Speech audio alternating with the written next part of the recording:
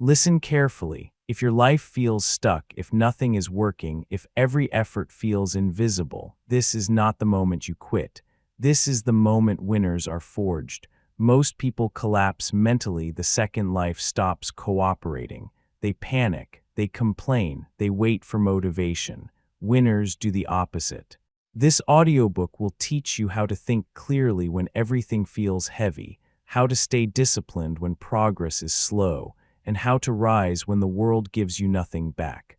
Not by pretending things are easy, but by mastering your mind when they are not. Stay here. This is where losing mindsets end and winning thinking begins. Chapter 1: Stop asking why me and start asking what now. The moment something goes wrong, most people ask the same weak question. Why me? Why did this happen to me? Why is life unfair to me? Why does this always happen to me?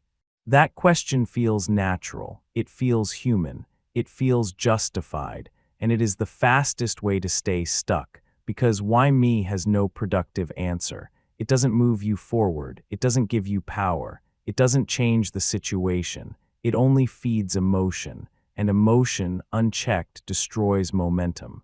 Winners do not ask why me, not because they don't feel pain, not because they don't get frustrated, but because they understand something critical. The moment you ask, why me, you hand control to the past. The moment you ask, what now, you take control of the future. That is the dividing line. Losers live in explanation.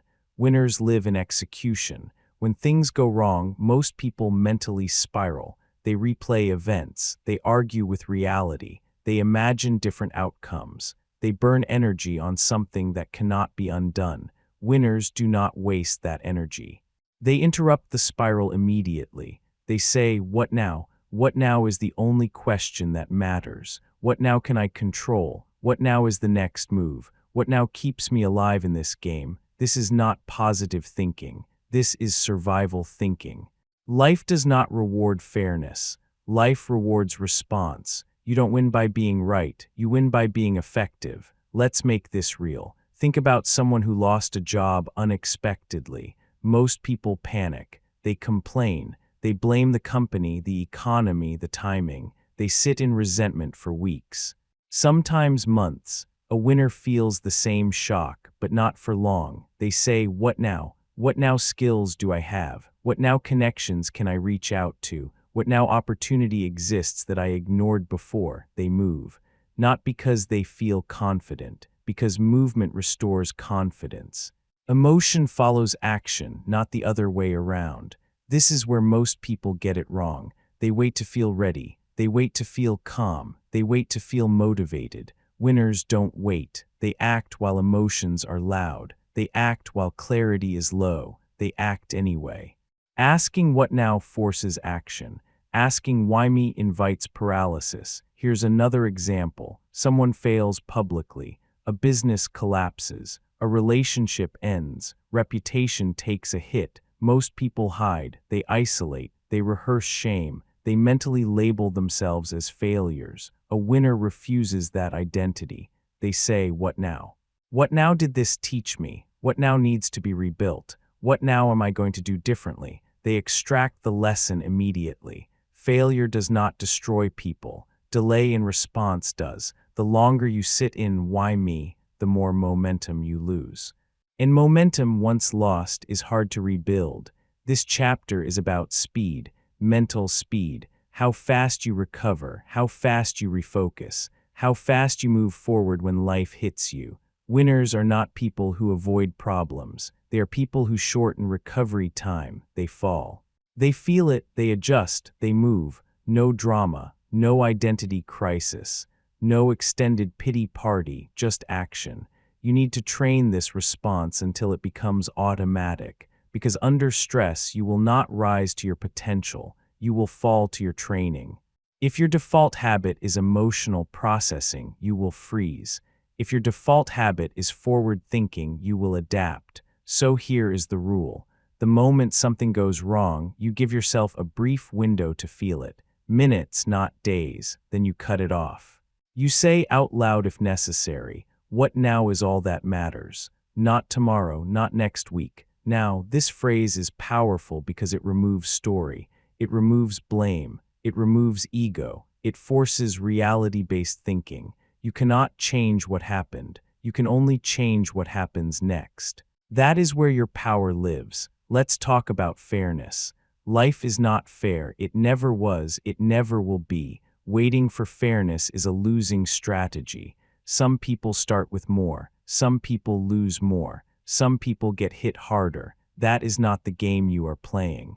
The game you are playing is response, and the fastest way to lose is to argue with reality.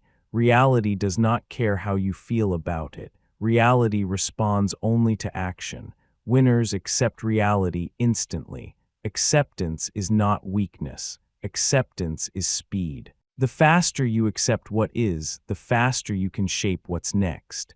This is why winners look calm in chaos, not because they are unaffected, but because they are already moving forward while others are still asking why. Here is the habit you must build. Every setback becomes a trigger.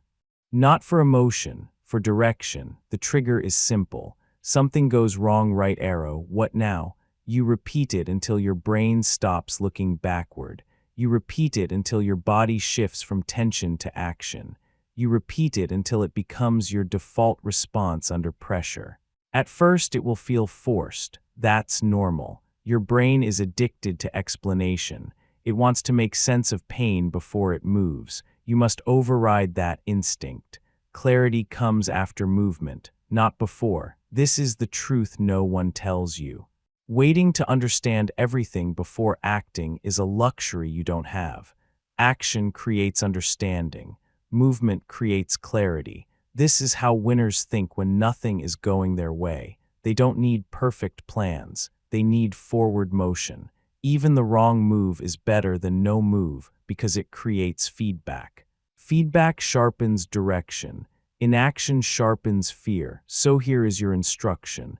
The next time life punches you, pause briefly, then pivot. Do not explain, do not justify, do not complain. Ask one question.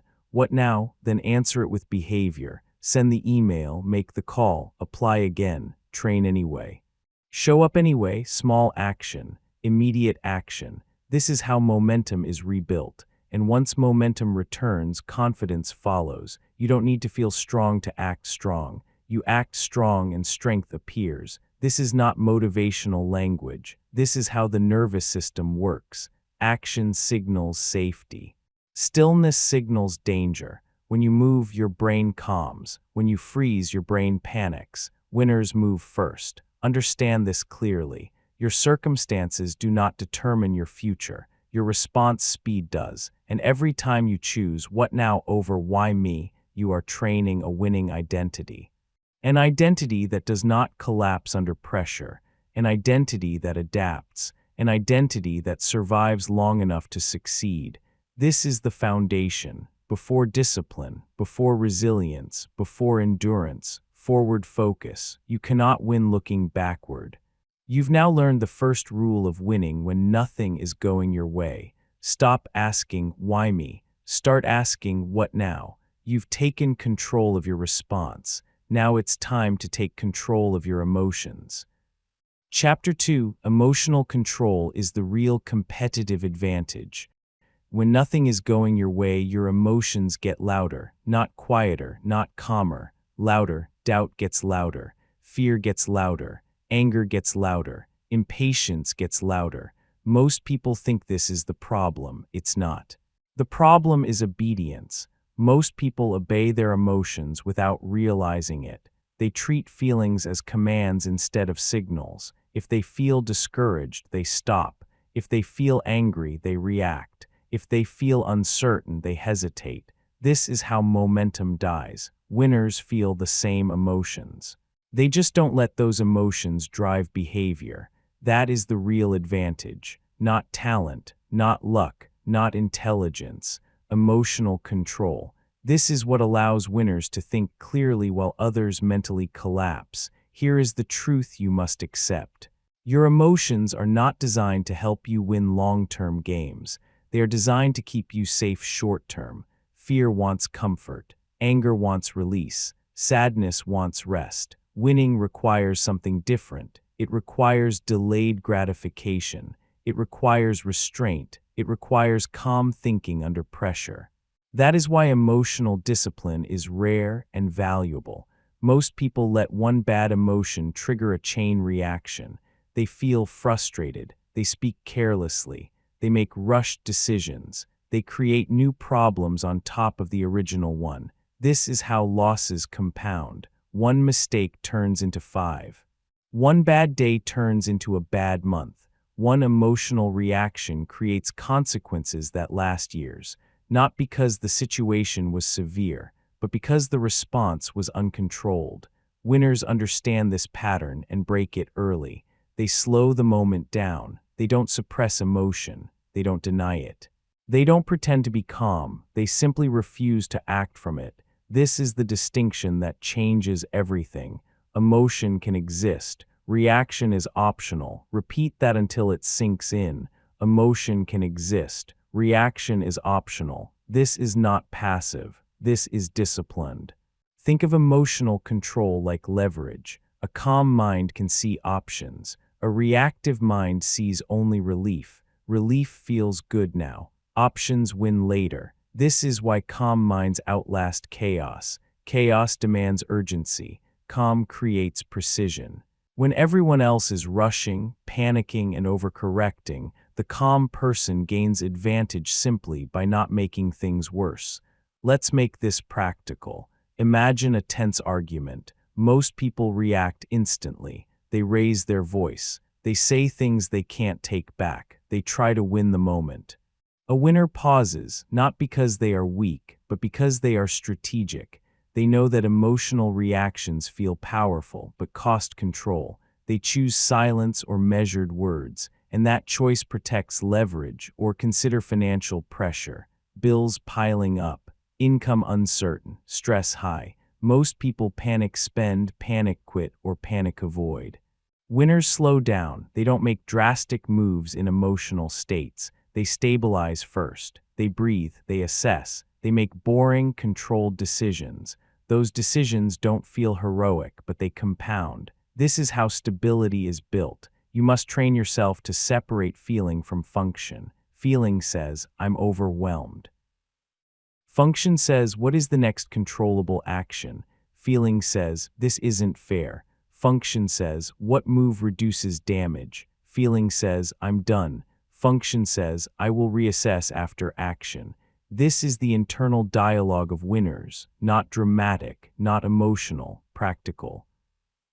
Here's the hard truth. If you let your mood determine your actions, you will always be average, because moods change, pressure increases, life gets harder. The people who win are the ones who remain operational under stress.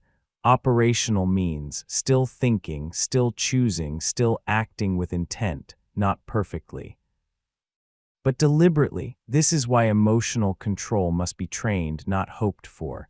You don't wake up one day emotionally disciplined. You build it through repetition. Here is the training. When emotions spike, you slow your body down. Slow breathing, still posture, minimal speech. Your body leads your mind. Fast movements signal danger. Stillness signals control. This is not theory. This is biology. Next, you delay decisions. Any decision made in emotional intensity should be delayed unless immediate action is required for safety. Delay is not avoidance. Delay is discipline. Winners know when to wait, then you redirect energy. Physical movement helps discharge emotion without destructive action. Walking, training, writing, emotion needs an outlet. Choose one that doesn't cost you. This is how you stay functional under pressure. Remember this phrase: calm minds outlast chaos. Not loud minds, not reactive minds, calm ones. Calm doesn't mean passive. It means controlled. Controlled people win long games. Short-term emotion wins moments. Long-term control wins lives. You will not always feel calm. That is not the goal. The goal is to act calmly despite how you feel. This is what separates leaders from followers. Followers react. Leaders regulate. Followers look for emotional relief. Leaders look for strategic advantage, and the advantage always goes to the person who can wait.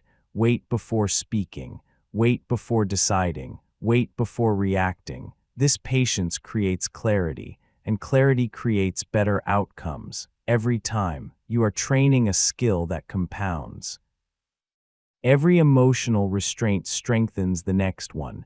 Every calm response under stress becomes proof. Proof that you are not controlled by circumstances. Proof that you can be trusted with pressure. This is how confidence is built, not through success, through self-control. When you know you can handle chaos without losing yourself, fear loses its grip. You stop dreading hard moments because you trust your response. This chapter is not about becoming emotionless. It's about becoming unshakable. You can feel anger without acting on it. You can feel fear without obeying it. You can feel frustration without letting it dictate your future.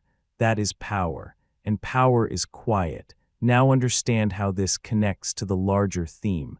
When nothing is going your way, your mind is the battlefield. If your emotions run the show, you will sabotage yourself. If your mind stays calm, you create space. Space to think, space to choose, space to move forward. This is how winners rise while others mentally collapse. They don't panic, they regulate, they outlast. You now understand the advantage. Next, we remove the most dangerous illusion that keeps people weak. Chapter 3. Accept that no one is coming to save you. There is a fantasy that keeps people weak, a quiet fantasy, a comfortable fantasy, a deadly one, the belief that someone is coming to save you, that eventually help will arrive. That someone will notice your effort, that the system will correct itself, that fairness will show up and balance the scales. This belief feels harmless. It is not. It delays action. It breeds dependence. It teaches waiting instead of building, and waiting is how potential dies. Here is the hard truth. No one is coming, not your boss, not your family, not society, not luck. And the moment you fully accept this, something powerful happens. You stop waiting, and when you stop waiting, you start winning. Most people don't fail because they aren't capable.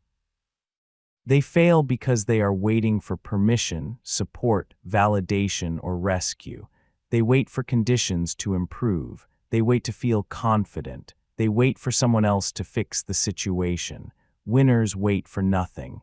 They move with what they have. This is radical self-responsibility. And it is uncomfortable at first because it removes excuses.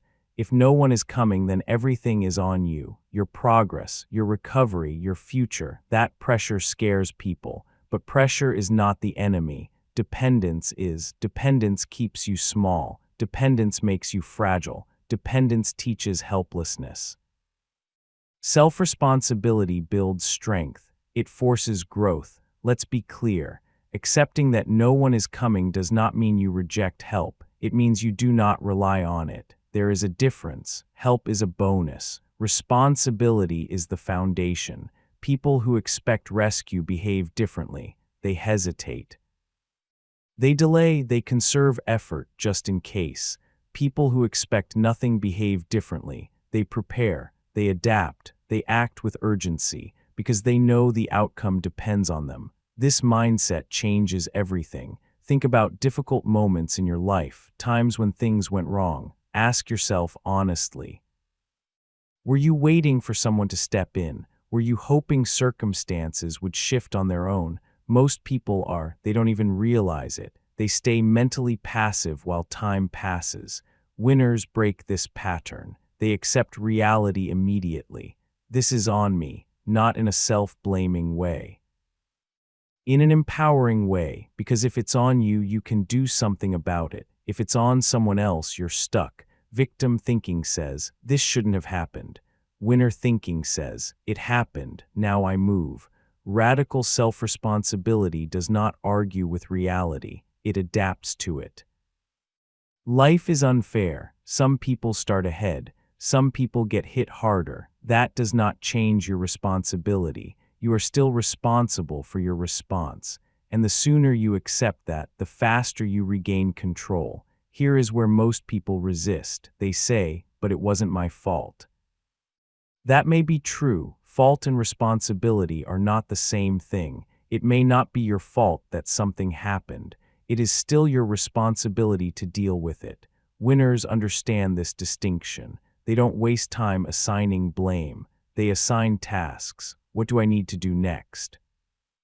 What can I control today? What action reduces damage? This is the mindset of survival and growth. When you stop waiting, your behavior changes. You stop hoping someone will motivate you. You motivate yourself through action. You stop waiting for clarity. You create clarity by moving. You stop waiting for confidence. You build confidence by doing difficult things. This is how internal power is built. Internal power does not come from circumstances. It comes from reliability, from knowing you will act even when support is absent. This is why self-responsible people are calm under pressure. They are not scanning the environment for rescue. They are scanning themselves for capability. What do I have? What can I use? What can I learn fast? This creates adaptability. Adaptability beats talent. Adaptability beats luck, because adaptable people don't break when plans fail. They adjust. Now understand this. Waiting feels safe. Responsibility feels heavy, but waiting slowly destroys you. Responsibility builds you. Waiting teaches you to feel powerless. Responsibility teaches you to act, and action is the antidote to fear. Here is the phrase you must internalize. When you stop waiting, you start winning. Repeat it. Say it when things feel unfair. Say it when you feel overwhelmed. Say it when you want someone else to fix it.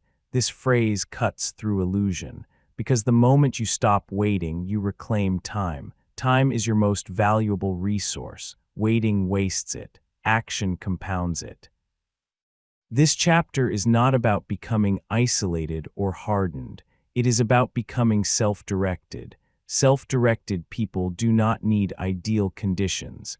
They make progress in imperfect ones. This is why they rise when others stall. Let's get practical. What does radical self-responsibility look like in daily life? It means you don't wait for motivation to train. You train because it's scheduled. It means you don't wait for confidence to speak up. You speak up and let confidence catch up. It means you don't wait for someone to give you an opportunity. You create one or find another path. It means you don't wait to feel better before acting. You act to feel better. This is how momentum is created. Every small act of responsibility strengthens your identity. I am someone who handles things. That identity is powerful. It changes how you see obstacles. Obstacles stop being insults. They become assignments, and assignments can be completed. This mindset removes bitterness, because bitterness comes from waiting for life to be different. Acceptance removes bitterness. Acceptance says, "This is what I have, I will work with it." That is maturity, that is strength, and that is how winners think when nothing is going their way. They don't look outward for rescue, they look inward for resolve. This does not mean you must do everything alone. It means you never outsource responsibility for your life. Support can help. Guidance can help, but direction must come from you. When you accept this fully, something shifts. You stop complaining, you stop explaining, you stop negotiating with reality. You start executing. This is the turning point, from passive to active, from dependent to capable, from waiting to winning. You now understand a core truth. No one is coming to save you, and that is not bad news. It is freedom, because if no one is coming, then you are not limited by them. Your progress begins now. You've accepted responsibility. Now it's time to build the ability to act without motivation. Chapter 4: Train yourself to perform without motivation. Motivation is the most overrated force in personal development. It feels powerful. It feels inspiring. It feels necessary. It is none of those things. Motivation is unstable. It rises and falls. It disappears the moment things get hard. If your progress depends on motivation, your progress will stop the moment discomfort shows up. Winners know this. They do not build their lives on motivation. They build them on systems and identity, because systems do not care how you feel, and identity does not wait for permission. This chapter will remove a dangerous belief from your mind, the belief that you need to feel ready to move forward. You don't. You don't need to feel motivated. You don't need to feel confident. You don't need to feel inspired. You need to act. And action is a skill that can be trained. Most people tie performance to emotion. If I feel good, I'll work. If I feel inspired, I'll try. If I feel ready, I'll move. This is backwards. Professionals don't wait to feel ready. They perform because it's who they are. Identity drives behavior. Amateurs rely on feelings. Winners rely on structure. This is why consistency is rare, because most people are governed by how they feel in the moment, and the moment is unreliable. Let's be honest. Most days you will feel tired. Most days you will feel bored. Most days you will feel uncertain. If those feelings stop you, you will never build anything meaningful. So you must separate readiness from action. You don't need to feel ready to move forward. Repeat that. You don't need to feel ready to move forward.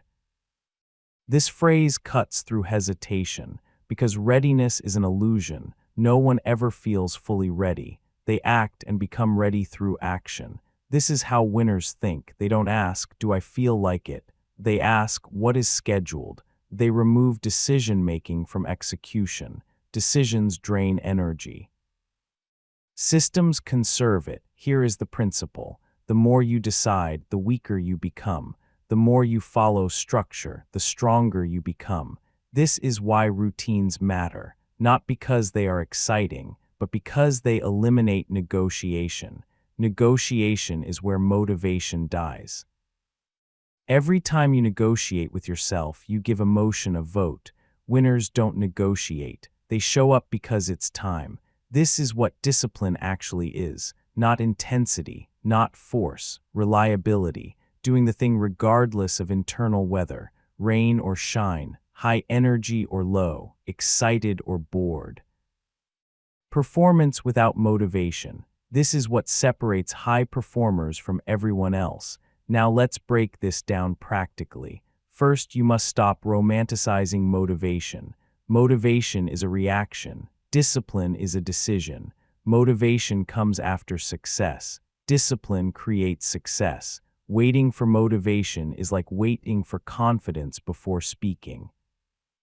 It doesn't work. Confidence follows action. Motivation follows progress. Second, you must build identity-based habits.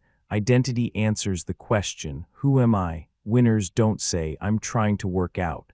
They say, "I'm someone who trains." They don't say, "I'm trying to build discipline." They say, "I do what I said I would do."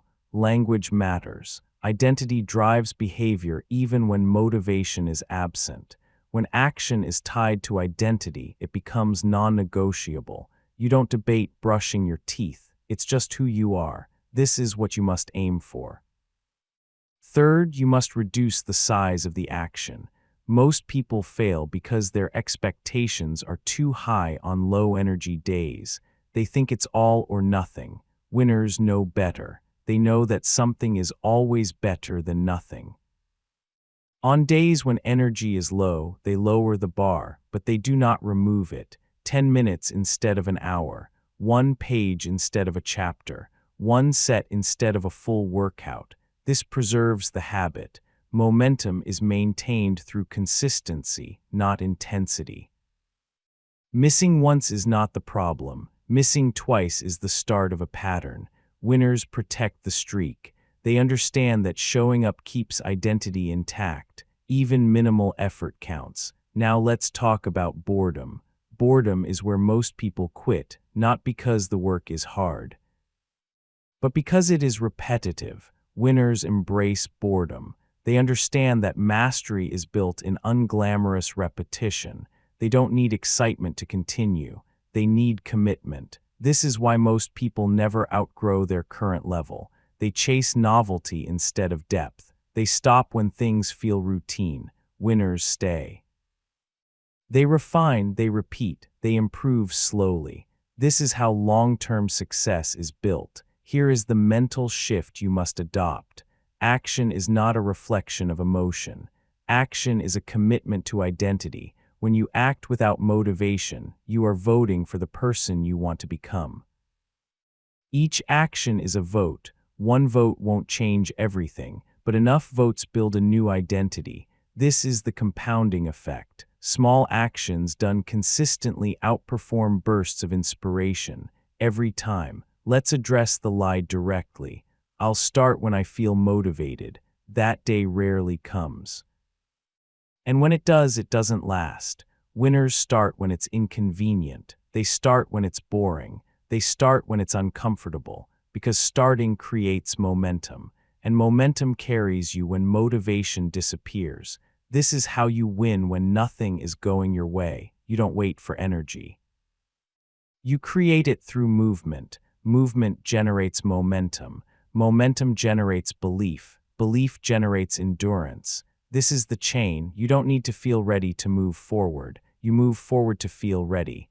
This chapter is about reliability, being someone who shows up, not perfectly, not heroically, consistently.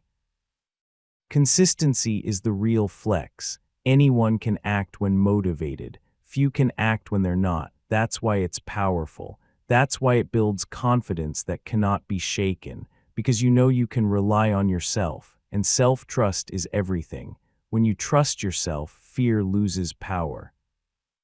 You stop asking, "What if I fail?" because you know you'll continue anyway. This removes pressure, and pressure kills performance. This is how winners stay calm under long timelines. They don't rely on feelings. They rely on systems. Now connect this back to the larger theme. When nothing is going your way, motivation will be low. That is guaranteed. If you stop moving, you lose. If you act anyway, you create advantage. This chapter gave you the tool, performance without motivation. You've stopped waiting. You've accepted responsibility. You've learned to act without feeling ready. Now it's time to focus on what actually creates results over time. Chapter 5: Detach from results and dominate the process.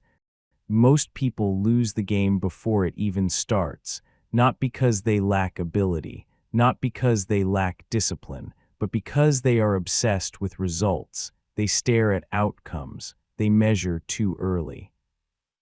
They panic when progress is invisible, and that panic kills momentum. This chapter is about a shift that separates amateurs from professionals, detaching from results, dominating the process, because results are delayed. The process is immediate, and only one of those is under your control. Here is the truth most people can't accept. The more you chase results, the slower they arrive. Why? Because outcome obsession creates pressure. Pressure creates hesitation. Hesitation breaks consistency. Winners understand this. They do not ignore results. They postpone obsession with them. They focus on what they can execute today. Process first, results later. Always. This is not passive thinking. It is strategic thinking. Let's break this down. Results are lagging indicators. They show up after the work has been done consistently over time, but most people want proof immediately. They want validation. They want reassurance. They want confirmation that their effort is worth it. When they don't see it, doubt creeps in. Is this working? Should I change direction? Am I wasting my time? These questions feel logical. They are dangerous because they pull attention away from execution. Winners don't ask, "Is this working yet?" They ask, "Did I execute the process today?" That's it. This keeps the mind calm and focused. Anxiety comes from trying to control what you can't. Peace comes from mastering what you can. You cannot control when results appear. You can control how you show up. This is where elite performers separate themselves. They stay consistent during long stretches of silence. No applause, no feedback, no visible progress. They don't flinch because they are anchored to the process. Think about training. The body doesn't change day to day. It changes week to week, month to month. People quit because they expect visible results too fast. Winners keep training because the process is non-negotiable. They trust the math. Effort compounded over time produces results. Always has, always will, but only if you stay in the game long enough. Outcome obsession shortens your timeline. Process focus extends it. Here is the dangerous loop most people fall into. They work, they check results, they feel disappointed, they adjust too early or quit. This resets progress. Winners avoid this loop. They work, they track execution, they repeat, no emotional reaction. This is boring, and that's why it works. Boring consistency beats emotional intensity every time. You must learn to tolerate the gap between effort and outcome. This gap is where most people fail. They interpret silence as failure. It is not. Silence is part of growth. Roots grow underground before anything appears above the surface.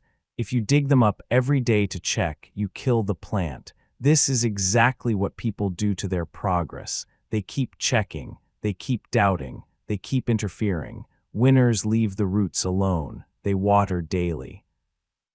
They trust the process. This requires discipline of attention. Where your attention goes, your energy follows. If your attention is on results, your energy is scattered. If your attention is on process, your energy is focused. Focus creates momentum. Momentum creates confidence. Confidence sustains effort. This is the chain. Let's make this practical. You must define your process clearly. Vague effort creates vague results. Elite performers know exactly what doing the work means, not trying, not hoping. Specific actions, scheduled actions, measurable actions. For example, not "I want to be fit," but "I train 4 times a week, no exceptions." Not "I want to be successful," but "I execute these 3 daily behaviors." This clarity removes emotion. You don't ask how you feel, you check if you executed. This simplifies life. Process focus reduces anxiety. Because anxiety comes from uncertainty. Clear process removes uncertainty. You know what to do today, that's all that matters. Here is another truth. Results come in bursts, not gradually. Long periods of nothing, then sudden leaps. Most people quit during the nothing. Winners are still there when the leap happens. That's the only difference. Talent doesn't create breakthroughs. Persistence does. And persistence is only possible when you detach from immediate outcomes. If you need results to keep going, you will stop. If you need execution to keep going, you will last. This is how elite performers stay consistent for years. They don't emotionally react to short-term data. They look at trends, not moments. They zoom out. Bad day, continue. Bad week, continue. Bad month, continue. As long as the process is sound, this prevents overcorrection. Most people change plans too fast. They mistake impatience for intelligence. Winners stay the course longer than feels comfortable, because comfort is irrelevant. Results don't care about your comfort. They care about your consistency. Now here is the reinforcement loop you must install. Process first, results later. Always say it again. Process first, results later. Always. This phrase is not motivational. It is stabilizing. It brings you back to what matters. Whenever anxiety spikes, you return to process. Whenever doubt appears, you return to process. Whenever progress feels slow, you return to process. Process is your anchor. Without it, you drift. This chapter is also about ego. Ego wants recognition. Ego wants proof. Ego wants to know where it stands. Process requires humility. It requires trusting effort without applause. This is why most people can't sustain it. They need feedback. Winners generate their own feedback. Did I do the work? Yes or no? That's enough. This builds internal validation. Internal validation is stable. External validation is not. When you validate yourself through execution, you become unshakable. No praise needed. No reassurance needed. You know you're doing what needs to be done. This is calm power, and calm power outlasts chaos. Now connect this to the larger theme. When nothing is going your way, results will be slow. If you obsess over that, you will collapse mentally. If you focus on process, you will keep moving, and movement is survival. This chapter taught you how to stay consistent in the dark, how to trust effort without evidence, how to dominate what you can control. You've learned to act without motivation. You've learned to detach from outcomes. Now it's time to reframe the most misunderstood concept of all: failure. Chapter 6. Use failure as information, not identity. Failure breaks most people for one reason. They personalize it. They don't see failure as something that happened. They see it as something they are. I failed turns into I am a failure. And that single mental shift destroys more potential than any external setback ever could. This chapter will reprogram how you interpret failure, because failure is inevitable, but self-destruction is optional. Winners and losers experience the same failures. The difference is what they do with them. Losers internalize failure as proof they're incapable. Winners treat failure as data, information, feedback, direction. This is the dividing line. If failure becomes identity, you shrink. If failure becomes information, you grow. Repeat this anchor phrase until it sticks. Failure teaches. Quitting repeats. That is not a slogan. It is a law. Most people don't fail once. They fail the same way over and over, not because they are incapable, but because they stop learning. They quit mentally long before they quit physically. They decide, this isn't for me. This proves I'm not cut out for this. I knew I wasn't good enough. That story feels real. It is not. It is an emotional conclusion, not a factual one. Failure does not mean you are incapable. It means your approach didn't work. Those are not the same thing, but most people fuse them together. And once identity is attached, progress stops, because now every new attempt feels like a threat to self-worth. Winners never do this. They keep failure external. They say, that didn't work. Not, I don't work. This language matters, because language shapes perception. Perception shapes behavior. If failure means I am broken, you will avoid trying again. If failure means I learned something, you will adjust and continue.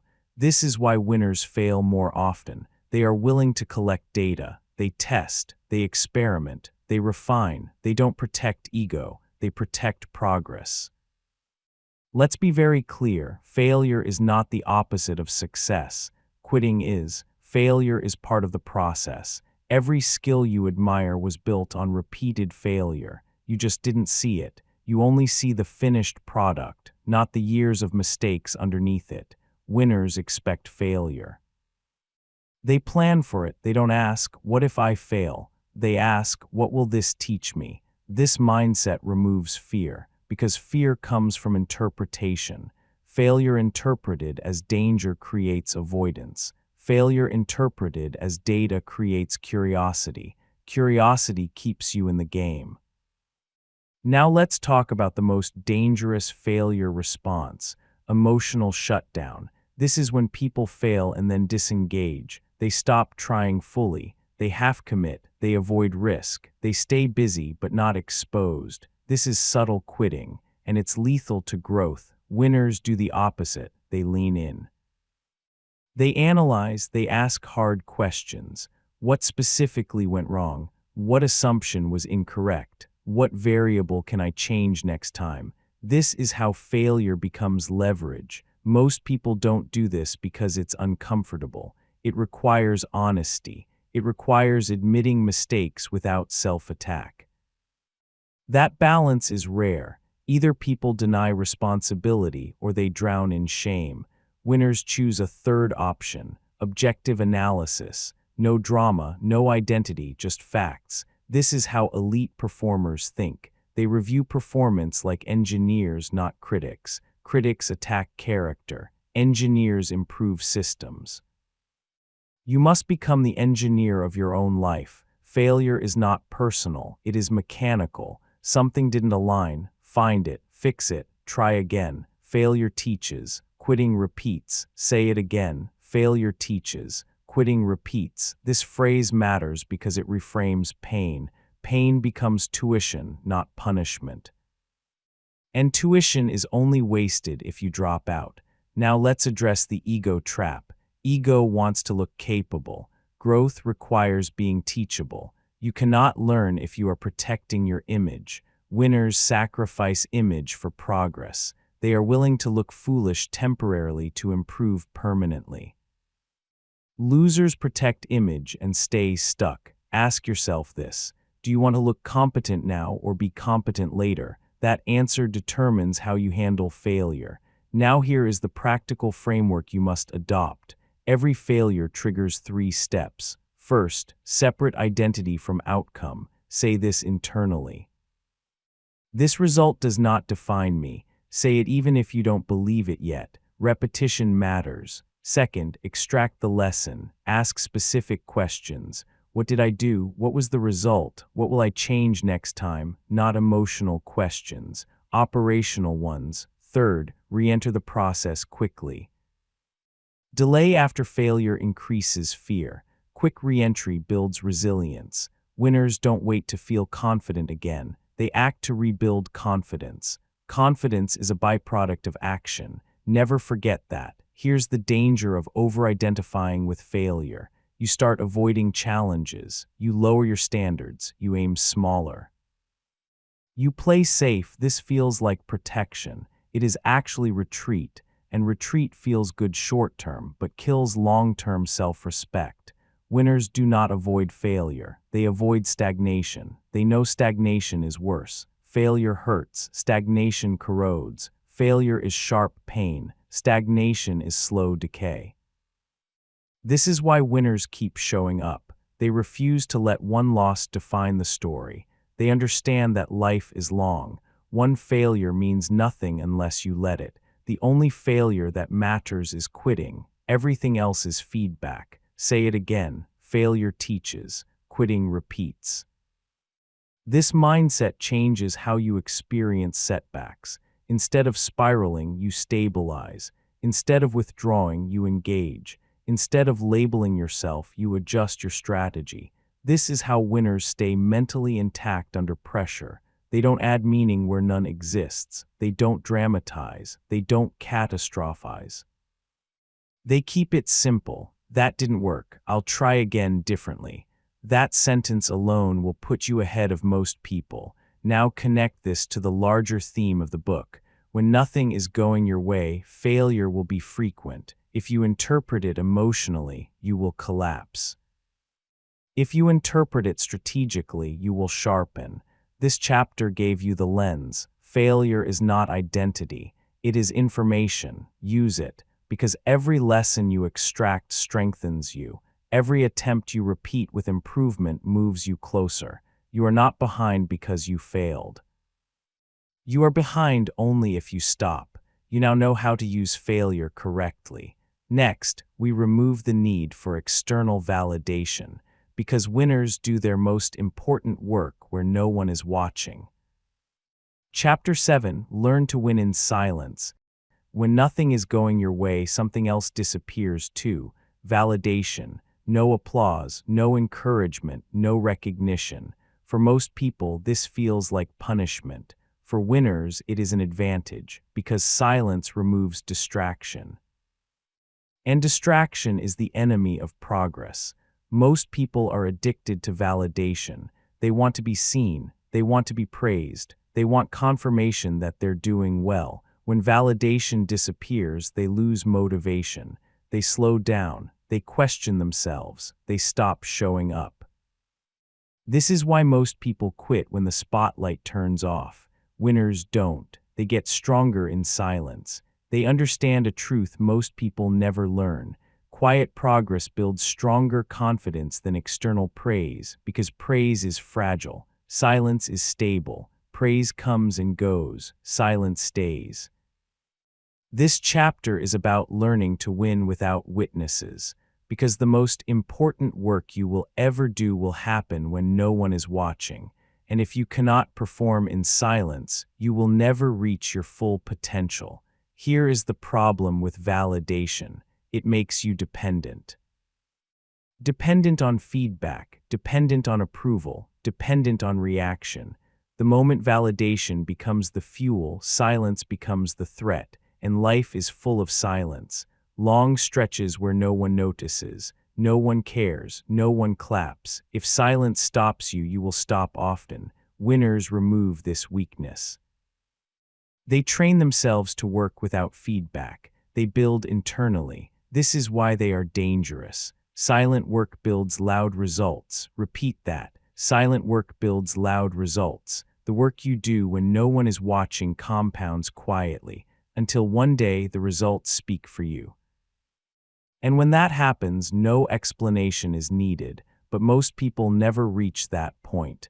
They need to be seen too early. They talk more than they build. They announce more than they execute. This creates pressure. Pressure to perform. Pressure to maintain image. Pressure to keep up appearances. Winners avoid this trap. They move quietly, because silence gives freedom. Freedom to experiment, freedom to fail, freedom to grow without judgment. This is why early success can be dangerous. It attracts attention before foundation is built. Silence protects the foundation. Let's be very clear. This chapter is not about hiding. It is about not needing approval. There is a difference. Winners don't avoid visibility. They just don't rely on it. They are self-validated. And self-validation is powerful because it cannot be taken away. External praise can disappear overnight. Internal confidence does not. Now let's talk about confidence. Most people think confidence comes from praise. It doesn't. Praise creates reassurance. Reassurance fades quickly. Real confidence comes from evidence. Evidence that you can show up. Evidence that you can endure. Evidence that you can improve without applause. Silent work creates this evidence. When you work in silence, you know the truth. You know if you did the work. You know if you didn't quit. You know if you kept going. That knowledge is grounding. It builds a calm confidence. Not loud, not flashy, unshakable. This is why winners don't need to prove themselves. They already know. Now here is the uncomfortable truth. When validation disappears, many people reveal their real motive. They weren't building. They were performing. They weren't committed to growth. They were committed to recognition. Silence exposes this instantly. Winners pass this test. They continue anyway because their motivation is internal. They are driven by standards, not applause. This is how you must think. What standard do I hold myself to? Not, what reaction am I getting? Standards create consistency. Reactions create volatility. If your effort rises and falls with feedback, you are unstable. Winners stabilize themselves. They decide in advance who they are and how they act. Then they act accordingly. Silence becomes neutral, not discouraging, not motivating, just space. Space to work. Let's talk about envy. When you work in silence, you also avoid comparison. Comparison feeds on visibility. Who's ahead? Who's getting attention? Who's winning? This noise destroys focus. Silence protects attention. You stop watching others. You stop measuring constantly. You measure only one thing. Did I execute today? That's it. This creates clarity. Clarity accelerates progress. Now let's address a common fear. If I don't speak up, I'll be forgotten. That fear reveals dependence on attention. Winners don't chase attention. They build value. Attention eventually follows value. Always has, always will. But value takes time, and time requires patience. Silence teaches patience. Patience builds depth. Depth creates dominance. This is why winners often appear to come out of nowhere. They didn't. They were just working quietly while others were talking. Silent work builds loud results. Say it again. Silent work builds loud results. Now let's make this practical. What does winning in silence look like day to day? It means you don't announce your goals prematurely. You execute first. It means you don't seek praise for effort. You seek progress. It means you don't complain when no one notices. You keep going. It means you don't explain your grind. You let results explain later. This discipline is rare because silence feels uncomfortable at first. The ego wants reassurance. The ego wants acknowledgement. Winners train the ego to wait. They delay gratification, not just materially, psychologically. They delay praise. This strengthens them. Because if you can work without validation, you can work anywhere, under pressure, under doubt, under long timelines. Silence builds independence, and independence builds power. Here's another truth. Most people quit not because it's hard, but because it's quiet. No one checking in, no one cheering. Silence makes people question if it's worth it. Winners answer that question internally. Yes, because I said so. This creates authority over self. Authority over self is the highest form of control. If you can command yourself in silence, you are free. No one needs to push you. No one needs to motivate you. You move on your own. That is dangerous in the best way. Now connect this to the theme of the book. When nothing is going your way, validation will be absent. If you need it, you will collapse. If you don't, you will sharpen. Silence becomes a training ground, a place where discipline, identity, and confidence are forged. This chapter is teaching you how to survive the quiet, because the quiet comes before every breakthrough. No one sees the preparation. Everyone sees the result. If you can endure the preparation, you earn the result. Silent work builds loud results. You now know how to operate without applause.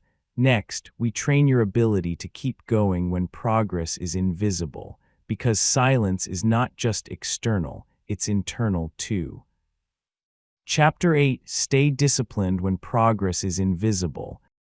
There is a phase that breaks most people, not failure, not rejection, not hardship. Silence, effort without feedback, work without visible reward, discipline without proof. This is the most dangerous phase of all.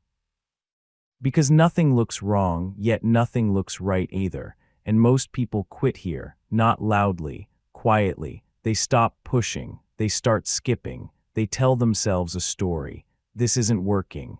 This chapter exists to destroy that lie, because here is the truth you must anchor into your mind. Just because you can't see growth doesn't mean it isn't happening. Repeat it. Just because you can't see growth doesn't mean it isn't happening. Invisible progress is still progress, and discipline during this phase is what separates winners from quitters. Let's be honest.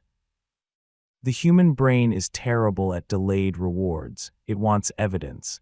It wants confirmation. It wants something to point to and say, see, this matters. When it doesn't get that, doubt creeps in. Doubt whispers, slow down, take a break. Maybe this isn't for you. Those whispers feel reasonable. They are not. They are the voice of impatience, and impatience kills long-term success. Winners understand something critical. Growth is not linear. It is layered. Most of the work happens where you cannot see it, under the surface, in the nervous system, in skill acquisition.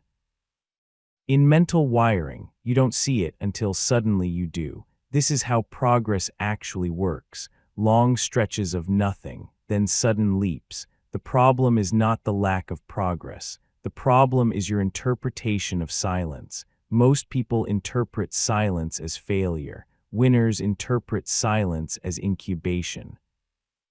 This difference is everything. Think about strength training. You don't get stronger during the workout. You get stronger during recovery. The work triggers growth. The growth happens later.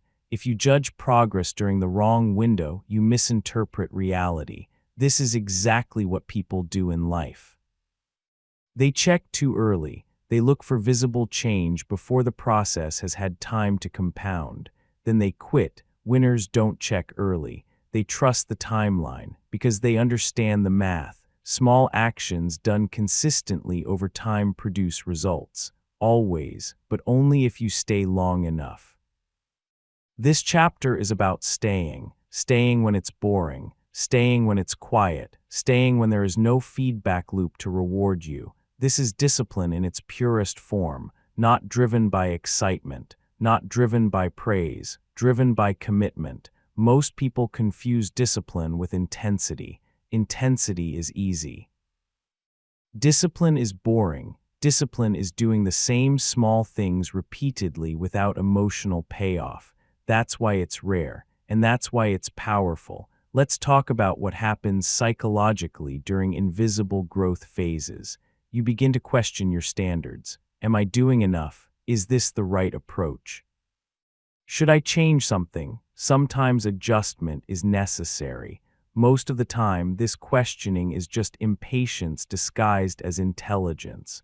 Winners know when to adjust and when to endure. Endurance is a skill, and like all skills, it must be trained. You train endurance by staying disciplined when your brain is screaming for novelty or reassurance. This is where identity matters. If your identity is someone who finishes, you keep going. If your identity is someone who feels things out, you drift. Invisible progress tests identity. It asks one question. Who are you when no one can see results? Most people don't like the answer, so they quit. Winners reinforce their identity here. I am someone who shows up. I am someone who does not quit during quiet phases. I am someone who trusts process. These statements are not affirmations. They are commands. They tell your nervous system how to behave. Now let's get practical. What does staying disciplined during invisible progress actually require? First, you must reduce outcome checking. Checking results too often increases anxiety. Anxiety leads to impulsive changes. Impulsive changes reset progress. Winners check less, they execute more. They schedule evaluation points, weekly, monthly, not hourly, not daily. This protects focus. Second, you must track inputs, not outputs. Outputs are delayed. Inputs are immediate. Did you train today? Did you study today? Did you execute the process today? These are binary. Yes or no, this removes ambiguity. Ambiguity fuels doubt. Clarity fuels consistency. Third, you must normalize boredom. Boredom is not a problem. It is a sign that novelty has worn off and real work has begun. Most people mistake boredom for misalignment. It is not. It is mastery in progress. Winners don't escape boredom. They settle into it. They find rhythm. This is where skill deepens. Now let's address the urge to quit. Quitting rarely comes as a dramatic decision. It comes as a series of small permissions. Just today, just this week, I'll get back to it. This is how discipline erodes. Winners do not give themselves these permissions. They know that consistency is fragile. Protect it. One missed day is not failure, but a pattern of exceptions is. Winners treat discipline like a fragile flame. They shield it during hard phases. Because once it goes out, restarting is painful. This is why invisible progress phases are so important. They test whether your commitment is conditional or absolute. Conditional commitment says, I'll continue if I see results. Absolute commitment says, I'll continue because I decided to. Absolute commitment wins. Every time, now let's talk about faith. Not in a spiritual sense, but in a mechanical sense. Faith is trusting a process you understand. If you don't understand your process, invisible phases will break you. Winners study their craft. They know how progress actually unfolds. They know plateaus are normal. They know delays are expected. This knowledge stabilizes them. Ignorance creates panic. Understanding creates patience. So educate yourself. Understand the timelines of what you are building. Fitness, skill, business, relationships, all have delayed returns. Once you accept that, silence stops feeling threatening. It becomes normal. Now remember the reinforcement line. Just because you can't see growth doesn't mean it isn't happening. Say it when doubt appears. Say it when motivation dips. Say it when the urge to quit surfaces. This phrase is not comforting. It is grounding. It brings you back to reality. Reality says growth is often invisible before it is obvious. The bamboo grows underground for years before it breaks the surface. Then it grows rapidly. Most people quit digging. Winners keep digging. This chapter is about trusting the underground phase, the phase where strength is built quietly. The phase where skill is refined, the phase where identity solidifies. If you can stay disciplined here, you gain an unfair advantage, because most people won't. They will leave the game early. They will chase something else. They will repeat the cycle. Start, get excited, hit silence, quit. Winners break this cycle. They endure, they persist, they stay boring, and boring wins. Now connect this to the larger theme. When nothing is going your way, progress will be invisible. If you rely on feedback, you will collapse. If you rely on discipline, you will advance. This chapter taught you how to survive the quietest phase, how to keep moving when nothing is speaking back. You are learning to outlast, and outlasting is how winning actually happens. Now that you can stay disciplined in silence, it's time to build the capacity to endure pressure over long timelines. Because winning is not a sprint, it is a long game. Chapter 9: Build mental stamina for long-term pressure. Life does not usually hit like a lightning bolt. It creeps in, slowly, relentlessly. Most people think failure comes from dramatic events. It doesn't. It comes from accumulation, small cuts, repeated stress, invisible erosion. This is why mental stamina matters more than raw talent, because life rarely breaks you instantly. It wears you down. And if you cannot endure, clarity disappears, direction vanishes, action falters. This chapter is about building mental stamina, the ability to remain effective under long-term pressure. Let's start with a simple truth. Endurance beats intensity. Repeat it. Endurance beats intensity. This is not a motivational catchphrase. It is a law of long-term success. High-intensity effort is sexy. It looks heroic. It gets attention. It feels productive, but it is unsustainable. Endurance is silent, invisible, methodical, and it wins over time. Think about people you admire. Most of them did not rise in 1 month. They rose over years, decade after decade of showing up. Incremental growth, consistent execution. No one saw most of the work. It was invisible. It was boring. It was relentless. Mental stamina is what lets you stay in the fight when no one notices, when motivation disappears, when progress slows, when chaos surrounds you. Here's the problem most people face. They confuse short-term intensity with long-term strength.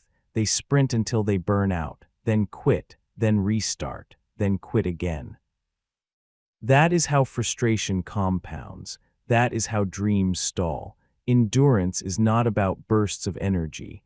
It is about consistency under pressure. It is about showing up when every muscle in your body, every thought in your mind, is telling you to stop. Let's break this down into actionable steps. Step 1. Expand your tolerance for discomfort. Pressure is uncomfortable. Stress is uncomfortable. Boredom is uncomfortable. Most people flee the moment they feel discomfort. Winners lean into it. You must train yourself to tolerate it. Start small. Increase gradually. Seek tasks that stretch your patience. Feeling anxious under stress? Sit in it for 10 minutes. Feeling fatigued during a workout? Push for 1 extra set. Feeling discouraged at work? Complete 1 more task before you leave. These micro-trials build stamina. They teach your mind, I can handle more than I thought. Step 2. Detach from immediate reward. Your brain is wired for instant gratification. That's why long-term pressure feels unbearable. Winners detach from immediate reward. They focus on maintaining standards, not on immediate recognition. This trains your nervous system to function even when life feels unfair, to stay effective even when feedback is delayed. Step 3. Master your energy, not just your time. Endurance is not mindless persistence. It is strategic persistence. You cannot maintain mental clarity if your energy is drained. So you manage energy like currency. Sleep, nutrition, movement, recovery, mental breaks all matter. Winners know that stamina is cumulative. Small daily losses in energy add up. Small daily gains in energy compound. You must respect this invisible foundation. Without it, long-term pressure will break you. Step 4. Train for micro-resilience cycles. Life's pressure is not constant. It ebbs and flows. Mental stamina is the ability to handle repeated peaks of stress without collapse. You simulate this in small ways. Push through challenging tasks. Endure difficult conversations. Complete tasks despite boredom. Each microcycle strengthens your endurance. The mind becomes accustomed to pressure. Chaos loses its power. Step 5. Anchor to process, not outcome. Pressure feels worse when tied to results. You cannot control everything. You can control what you do. Endurance requires focus on execution. One task, one day, one step. Ignore results. Focus on process. Process done consistently builds invincible momentum. Step 6. Build mental toughness through reflection. After pressure, reflect. Ask, what did I control? What can I improve? What will I endure next time? Reflection trains your mind to extract lessons from stress. Without reflection, pressure accumulates silently, and mental stamina weakens. Now let's examine the mindset that supports stamina. You must adopt a long-term perspective. Pressure is temporary. Your response is permanent. Every time you endure, you reinforce identity. I am someone who does not quit under stress. I am someone who performs when nothing is going my way. I am someone who persists through quiet, invisible growth. Identity is the scaffolding of mental stamina. Without it, you rely on fleeting emotions. With it, you rely on internal structure. Here's the reinforcement loop you must repeat until it becomes automatic. Endurance beats intensity. Say it before a hard day. Say it during invisible progress. Say it when exhaustion tempts you to quit. It keeps you anchored. Next, understand the compounding effect of mental stamina.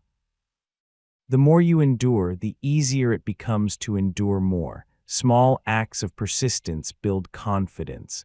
Confidence fuels further endurance, and the cycle compounds. Eventually, pressure that would have broken you no longer threatens you. Chaos becomes manageable. Setbacks become lessons. Obstacles become assignments.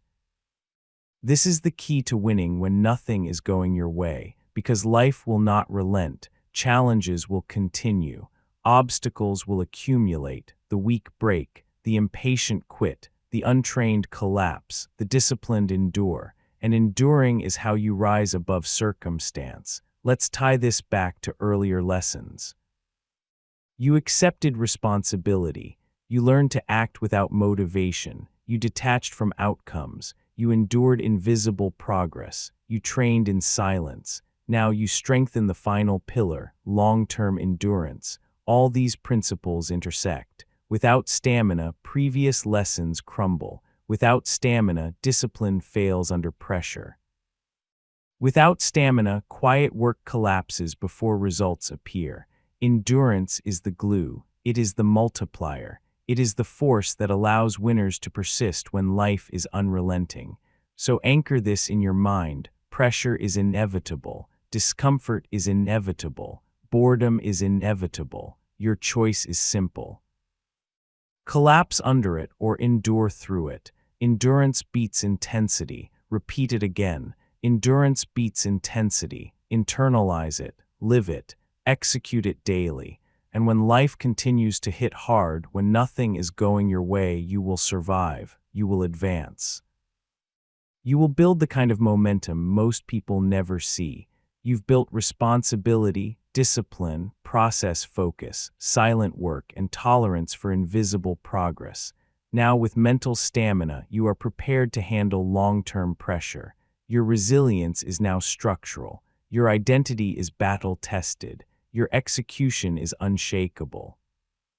Next, we take this one step further. Because surviving long-term pressure is not enough, you must thrive under it.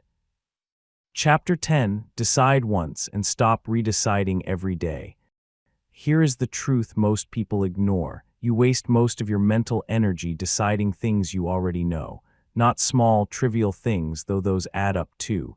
Big things, life-changing commitments, effort, discipline, growth. You second-guess, you hesitate. You renegotiate with yourself every morning. Every setback becomes a reason to reconsider. Every difficulty becomes an excuse to delay.